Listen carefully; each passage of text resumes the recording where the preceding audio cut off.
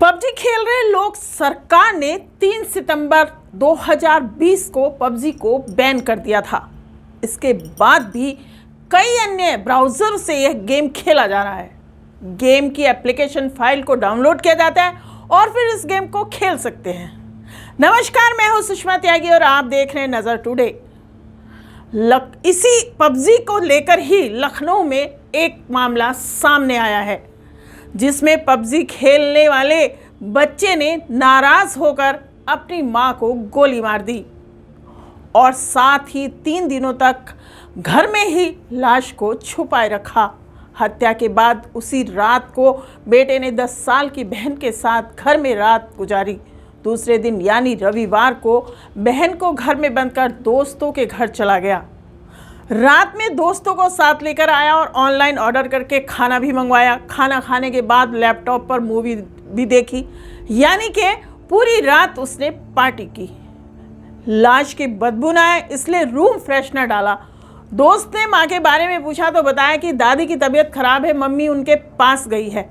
हत्या के 3 दिन बीतने के बाद भी यानी सोमवार की रात एक और दोस्त को रुकने के लिए घर पर बुलाया। इस रात दोनों ने कुछ खाना घर में बनाया, अंडा करी ऑनलाइन मंगवाई। तब तक सब सड़ने लगा था और बदबू भी आने लगी थी। दोस्त को भनक न लगे इसके लिए हत्यारे बेटे ने पूरे घर में रूम फ्रेशनर भी डाल दिया। मंगलवार की सुबह दोस्त चला गया तो आरोपी मोहल्ले में खेलने निकल गया। शाम तक दुर्गंध पूरे इलाके में फैलने लगी थी तो उसने रात में पिता को वीडियो कॉल कर फिर वारदात के बारे में अपने आप ही सब कुछ बता दिया। मूल रूप से वाराणसी के रहने वाले नवीन कुमार सिंह सेना ने जूनियर कमीशन ऑफिसर हैं। उनकी पोस्टिंग पश्चिम बंगाल में है। लखनऊ के पीजीआई इलाके में यमुनापुरम कॉलोनी में उनका मकान है। यहाँ उनकी पत्नी साधना अपने 16 साल के बेटे और 10 साल की बेटी के साथ रहती थी। बेटे ने मंगलवार रात अपने पिता नवीन को वीडियो कॉल करके बताया कि उसने अपनी मां की हत्या कर दी। उसने पिता को अपनी मां का शव भी दिखाया। नवीन ने एक रिश्तेदार को फोन करके तत्काल अपने घर भेजा। पुलिस पहुंची तो घर के अंदर के हालात देखकर दंग रह गई। आब्दी के मुताबिक बेटा मोबाइल पर गेम खेलने का आदी था, लेकिन साधना उसे गेम खेलने से रोकती थी। शनिवार की रात भी उन्होंने बेटे को गेम खेलने से मना किया। बेटा इससे नाराज हो गया। रात करीब 2 बजे के आसपास साधना जब गहरी नींद में थी, उसने अलमारी से पिता की पिस्टल निकाली और मां की हत्या कर दी। इसके बाद बहन को डरा धमका कर उसी कमरे में बंद कर दिया। पुलिस ने मंगलवार देर रात बाहर का गेट खोला तो घर के अंदर से असहनीय बदबू आ रही थी। पुलिस वाले नाक पर रुमाल रखकर किसी तरह भीतर दाखिल हुए तो बेड पर साधना की सड़ी हुई लाश पड़ी थी। शव इतना सड़ चुका था कि चेहरा पहचानना भी मुश्किल था। उसी कमरे में सिसकियां लेती साधना की 10 साल की बेटी भी दिखाई दी। पुलिस का दावा है कि बेटे ने बहन के सामने ही मां को गोली मारी थी। इससे वो इतनी दहशत में आ गई कि भाई के कहने पर मां की लाश के साथ सोती रही। पुलिस का यह भी कहना था कि साधना के शव के पास नवीन की लाइसेंसी पिस्टल भी मिली। पिस्टल की मैगजीन पूरी खाली थी। इससे पुलिस अनुमान लगा रही है कि बेटे ने मैगजीन की 6 गोलियां मां के ऊपर दाग दी।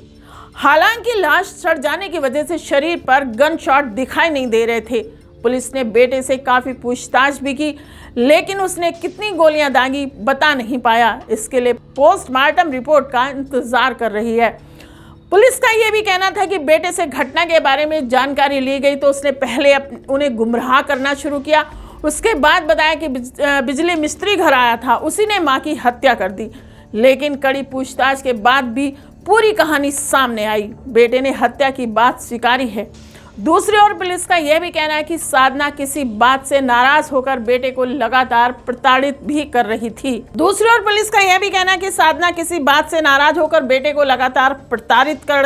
थी। अक्टूबर में बेटे का जन्मदिन था। बर्थडे की उसी रात बेटे ने मां की कोई ऐसी शिकायत पापा से की थी जिसे लेकर दोनों में बहुत विवाद हुआ था। इसके बाद से साधना लगातार बेटे को प्रताड़ित कर रही थी। घटना से 2 दिन पहले 10,000 रुपये चुराने का आरोप लगाकर बेटे को बेहताश पिटाई भी की थी। तभी उसने मां की हत्या करने की सोच ली थी। पुलिस का यह भी कहना है कि बेटे को मां की किसी आदत से बेहद नफरत थी।